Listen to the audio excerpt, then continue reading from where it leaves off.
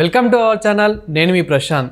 Actor బ్రహ్మానందంపై కొన్ని హిందూ సంఘాలు మండిపడుతున్నాయి. మరి దీనికి రీజన్ ఏంటి, అసలు ఎందుకు మండిపడుతున్నాయి? సో దీని గురించి మాట్లాడేందుకు ప్రస్తుతం మనతో పాటు సీనియర్ జర్నలిస్ట్ యజ్ఞమూర్తి గారు ఉన్నారు. నమస్తే అండి. నమస్తే ప్రశాంత్.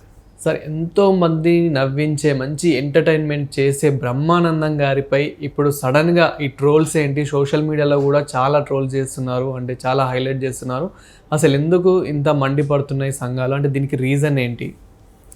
గతంలో అంటే మన పురాణాల్లో కానివ్వండి, వేదాల్లో కానివ్వండి, ఉపనిషత్తుల్లో కానివ్వండి, వీటిల్లో ఉన్న అంశాల గురించి చాలా స్వేచ్ఛగా మాట్లాడుకోగలిగినటువంటి పరిస్థితులు కొంతకాలం క్రితం వరకు ఉండే. మొదట్లో లేకుండే, తర్వాత ఎప్పుడైతే దేశంలో ఎడ్యుకేషన్ అనేది ప్రబలిందో, ఆడవాళ్ళు కూడా చదువుకోవడం మొదలుపెట్టారో అప్పటి నుంచి కూడా వాళ్ళు ప్రశ్నించడం నేర్చుకున్నారు. ఇంతవరకు కూడా స్త్రీలని అణగదొక్కింది చాలు, మమ్మల్ని కూడా మీలాగే, మీ మగవాళ్ళలాగే సమానమని గుర్తించండి. మీరు మాత్రమే మనుషులు కాదు, ఆడవాళ్ళు కూడా మనుషులే. మీరు మాత్రమే స్వతంత్రులు కాదు, ఆడవాళ్ళు కూడా స్వతంత్రులే, బానిసలు కాదు. మీరేమో బయట అన్ని పనులు చేసుకోవచ్చు, తిరగవచ్చు, ఎట్లా కావాలంటే అట్లా ఉండొచ్చు. కానీ ఆడవాళ్ళు మాత్రం వంటింట్లోనే ఉండాలి, ఇంటి వరకే పరిమితం అనే ఈ అభిప్రాయాల్ని, ఈ భావజాలాల్ని మానుకోండి, కట్టిపెట్టండి వాటిని అని ఎప్పుడైతే స్త్రీలు మాట్లాడటం మొదలుపెట్టారో, ఎప్పుడైతే స్త్రీలు తమ స్వతంత్రం కోసం, స్వేచ్ఛ కోసం గళం విప్పడం మొదలుపెట్టారో అప్పటి నుంచి కూడా అనేక మార్పులు సమాజంలో సంభవిస్తూ వచ్చాయి. మనం ఇది చదువుకున్నాం, స్కూళ్ళలో చదువుకున్నాం. ఒకప్పుడు సతీ సహగమనాలు ఉండేవి. భర్త చనిపోతే, అనారోగ్యం వల్ల లేకపోతే సహజ మరణమో ఇంకొక దాని వల్ల చనిపోతే అతని చితి మీదే అంత్యక్రియలు జరగడం, అతని చితి మీదే భార్యని కూడా అందులోకి తోసేసేటువంటి ఒక అమానుషమైనటువంటి ప్రక్రియ ఒకప్పుడు జరిగేది, ఒక అలవాటు ఉండేది. ఆడవాళ్ళు స్వచ్ఛందంగా సరే వెళ్ళి దూకేయాలి, అలా దూక్కపోతే ఆ పెద్దలో, ఆ కుటుంబంలోని వాళ్ళు బలవంతంగా ఆమెను అందులో తోసేసి చంపేసేవాళ్ళు. అలాంటి ఒక అమానవీయమైనటువంటి క్రూరమైనటువంటి పనులు జరిగేవి.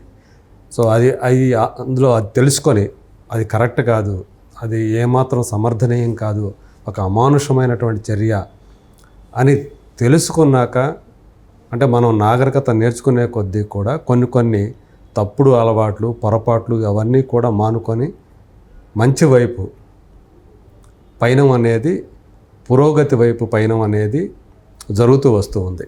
అయితే కొంతకాలంగా మళ్ళీ ఇవన్నీ కూడా, అంటే మన పురాణాల్లో ప్రధానంగా స్త్రీలకి బద్ధ వ్యతిరేకి అని మన దాంట్లో చెప్పదగింది మనుధర్మశాస్త్రం అనేది, మనువు రాసినటువంటి ఆ ధర్మశాస్త్రం. అందులో స్త్రీలను ఇంటి వరకే పరిమితం చేయాలని చాలా స్పష్టంగా రాసి ఉంది. సో వాళ్ళకి చదువులు చెప్పించకూడదు అనేది చాలా స్పష్టంగా రాశాడు ఆయన. సో దీని మీద చాలా డిబేట్ నడిచింది. అవన్నీ కూడా తర్వాత తప్పు అని చాలామంది కూడా తేల్చేశారు అవి. అయితే మళ్ళీ వాటికి బలం కలుగుతూ ఉంది. కొంతమంది హిందుత్వ పేరుతో చేస్తున్నటువంటి కొన్ని చర్యల వల్ల మళ్ళీ మనం వెనక్కి వెళుతున్నామా అనే అభిప్రాయం కలుగుతూ ఉంది. సో ఎవరైనా సరే గతంలో ధర్మశాస్త్రాలు అనే పేరిట రాసిన వాటిలో ఇలాంటివన్నీ కూడా, ఈ తేడాల్ని, ఈ అసమానతలను ఎవరైతే రాశారో వాటిని ప్రశ్నించిన వాళ్ళ మీద ఇప్పుడు విమర్శించడం, మాటల దాడి చేయటం, భౌతిక దాడి చేయటం, ఇవన్నీ కూడా తీవ్రమవుతూ వస్తూ ఉన్నాయి.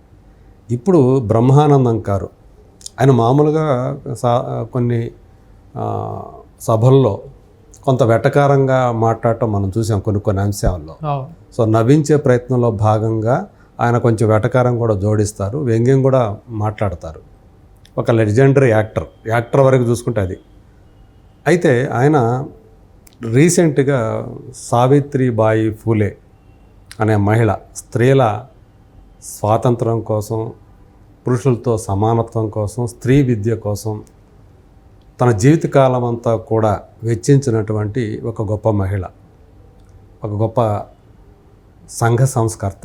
ఆమెకు సంబంధించినటువంటి జయంతి కార్యక్రమంలో బ్రహ్మానందం గారు అతిథిగా పాల్గొన్నారు. ఇప్పటిదాకా బ్రహ్మానందం గారిలో మనం చూడనటువంటి ఇంకొక కోణాన్ని ఈ సభలో మనం చూసాం. ఒక కొత్త బ్రహ్మానందం ఆవిష్కృతమయ్యారు. సో స్త్రీలని ఎలా మన వేదాల్లో ఏం చెప్పారు, వాళ్ళు ఇంట్లోంచి బయటకు వస్తే వాళ్ళు గనక పెత్తనం కనుక చలాయిస్తే, వాళ్ళు గనక చదువుకుంటే వర్షాలు పడవు, కరువు కాటకాలు తాండవిస్తాయి అని వేదాల్లో ఉంది అనే మాటను ఆయన ప్రస్తావించారు. అణగదొక్కే ఉంచాలి అనే భావజాలం కలిగిన వాళ్ళు. అంటే ఆయన ఏదైతే ఉదాహరించారో ఈ వేదాల్లో ఉన్నాయి అనే మాటలు కానివ్వండి, అలాగే మనుధర్మశాస్త్రం గురించి కానీ ఆయన ప్రస్తావించినటువంటి అంశాలు ఏవైతే ఉన్నాయో వాటిని వాళ్ళు తీవ్రంగా ఖండిస్తూ ఇంకా ఆయన మీద మామూలుగా మాటలు చేయట్లా, నీచాతి నీచమైన భాషతోటి సోషల్ మీడియాలో ఆయన గురించి విమర్శించడం, ఆయన గురించి వ్యతిరేకంగా మాట్లాడటం, రాయటం చెప్పలేని భాషలో. అలాగే ఆయన పద్మశ్రీ అవార్డు గ్రహీత. ఇమీడియట్గా పద్మశ్రీ అవార్డుని వెనక్కి తీసుకోవాలి. సో మన ధర్మశాస్త్రాల్ని, మన వేదాల్ని, ఉపనిషత్తుల్ని ఈయన కించపరుస్తున్నాడు. సో ఇలాంటి వ్యక్తికి అర్హత లేదు, పద్మశ్రీ అవార్డుని ఉంచుకోని అర్హత లేదు అని ఇంకా ఆయన్ని వ్యక్తిగతంగా టార్గెట్ చేసి చాలా అంటే విపరీతమైనటువంటి దూషణలు అన్నమాట, విపరీతమైనటువంటి తిట్లు. సో మామూలు వాళ్ళు అయితే తట్టుకోలేరు అవి. అలాంటి నీచమైనటువంటి భాష ఉపయోగిస్తూ ఆయన టార్గెట్ చేస్తూ చాలా తీవ్రంగా విమర్శించారు. అంతా కావాలనే చేస్తూ అంటారా? ఇది కొంతమంది ఇప్పుడు పని కట్టుకొని అది చెప్తున్నా వాళ్ళు మనం చూసాం. ఇక్కడ జరిగినటువంటి బుక్ ఎగ్జిబిషన్ ఏదైతే ఉందో, బుక్ ఫేర్ హైదరాబాద్లో, అందులో ఎన్ వేణుగోపాల్ గారు అని చెప్పేసి ఆయన రచయిత, విమర్శకులు, వీక్షణం అనే పత్రికని ఆయన నడుపుతూ ఎడిటర్గా చేస్తూ ఉంటారు. ఆయన ఒక బుక్ స్టాల్ పెట్టుకున్నారు అందులో, వీక్షణం పేరుతోటి. అందులో అన్ని రకాల పుస్తకాలు అమ్ముతారు. ఒక పుస్తకాన్ని ఎందుకో ఇందులో మీ దాంట్లో అమ్ముతున్నారు అంటే, ఒకప్పుడు తిరుమల క్షేత్రం అనేది బౌద్ధ క్షేత్రం అది అంటూ ఒక పుస్తకం ఏదైతే వచ్చిందో వేరే వాళ్ళు రాసింది అది ఆయన అమ్ముతున్నారు. ఆయన స్టాల్లోనే కదా, అది చాలా స్టాల్లో అదే బుక్ ఫేర్లో అమ్ముతున్నారు. ఎవరైతే ఆ బుక్ని పబ్లిష్ చేశారో వాళ్ళ స్టాల్ కూడా అందులో ఉంది. కానీ ఒక వ్యక్తి వచ్చి అక్కడ ఆయన్ని దూషిస్తూ, ఎట్లా అమ్ముతావు ఈ పుస్తకాన్ని, ఆ పుస్తకాన్ని పట్టుకొని నీచాతి నీచంగా మాట్లాడి, అంటే ఒక పుస్తకాన్ని అదేమో దాని మీద నిషేధం ఉందా? నిషేధం ఉండి అమ్మితే మీరు అడగాలి. ప్రభుత్వాలే దాన్ని అమ్ముకునే స్వేచ్ఛనిచ్చినప్పుడు నువ్వెవరివి? అవును. పైగా నువ్వు ఆ పుస్తకం అనేక చోట్ల ఉంది కదా, ఇక్కడే వచ్చి ఈ పుస్తకం నువ్వు ఎట్లా అమ్ముతావు అని చెప్పి ఆయన ప్రశ్నించడం ఏంటి? అంటే దాడి అన్నమాట. అసలు ఏమాత్రం కూడా మరొక ఆల్టర్నేటివ్ థింకింగ్, అసలు వాస్తవ ఇది అని ఎవరైనా చెప్పడానికి ప్రయత్నం చేస్తే దాని మీద, అంటే మీరు ఏదైనా ఒక నమ్ముతున్నారు, ఒక విశ్వాసం ఉంది బాబు, మీరు నమ్ముతున్న విశ్వాసం వెనక ఒక ఇది లేదు, మీరు గుడ్డిగా నమ్ముతున్నారు, వాస్తవికత లేదు, రియాలిటీ కాదది, దాని వెనక ఇది ఉంది అని ఎవరైనా చెప్పడానికి ప్రయత్నిస్తే చాలు వాళ్ళ మీద దాడి చేసేయటమే. అలాంటి ఒక ప్రమాదకరమైనటువంటి ధోరణి ఇవాళ సమాజంలో కనిపిస్తుంది. కొంతమంది, ఇది అందరూ కాదు, కొంతమంది కావాలని హిందుత్వ అనే పేరు పెట్టుకొని దాని మాటున కొంతమంది చేస్తున్నటువంటి ఆగడాలుగా వీటిని భావించాలి. ఇప్పుడు బ్రహ్మానంద గారి మీద కూడా జరుగుతున్నటువంటి దాడిది. హిందువులందరూ అలా కాదు, కొంతమంది అంటున్నారు. కొంతమంది దాని పేరు మీద చేస్తున్నటువంటి ఏదైతే ఈ దాడులు ఉన్నాయో ఇవి చాలా సమాజాన్ని ప్రమాదకరమైనటువంటి స్థితిలోకి నెడతాయి. మనం అంటే నాగరికత నుంచి మళ్ళీ అనాగరికత వైపుకు వెళుతున్నామా, మళ్ళీ మనం ఎక్కడ మొదలయ్యామో తిరిగి అక్కడికే వెళుతున్నామా? ఇంత నేర్చుకొని ఇంత ముందుకు వచ్చిన తర్వాత అన్ని జీవరాశుల్లోకి మనిషి ఒక ప్రత్యేకమైన వాడు.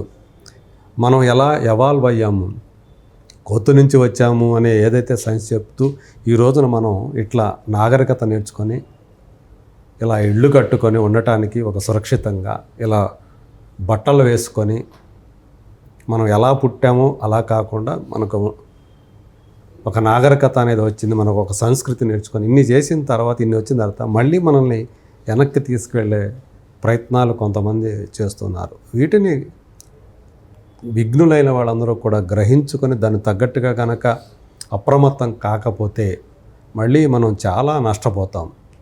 తిరిగి మళ్ళీ మనం ముందుకి ఎప్పుడు పురోగతి వెళ్తాము. ఇలాగే జరుగుతూ ఉంటే ఈ దాడులను మనం గనక సహిస్తూ ఉంటే, నిలవరించకపోతే చాలా దారుణమైన పరిస్థితుల్లోకి మనం నెట్టివేయబడతాము అనే ఆందోళన అయితే ఈ పురోగామివాదుల్లో కనిపిస్తూ ఉంది.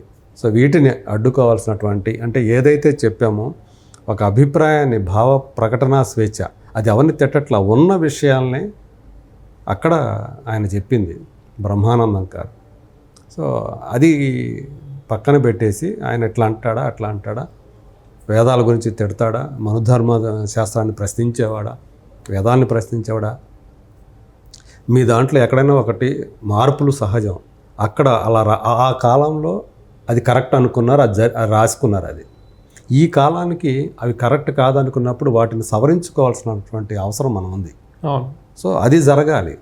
అంతేగాని గుడ్డిగా అది చెప్పిందని అదే ఉందంటే అది ఎల్ల కాలాలకి ఎల్ల వేళలకి అది అన్వయించుకోకూడదు. మనం అందులో ఉన్న మంచిని చూసుకోవాలి. ఏదన్నా సరే ఇబ్బందికరమైన విషయాలు ఉంటే వాటిని సంస్కరించుకోవాలి, సవరించుకోవాలి. అది గ్రహిస్తే మంచిది. Thank you. Thank you.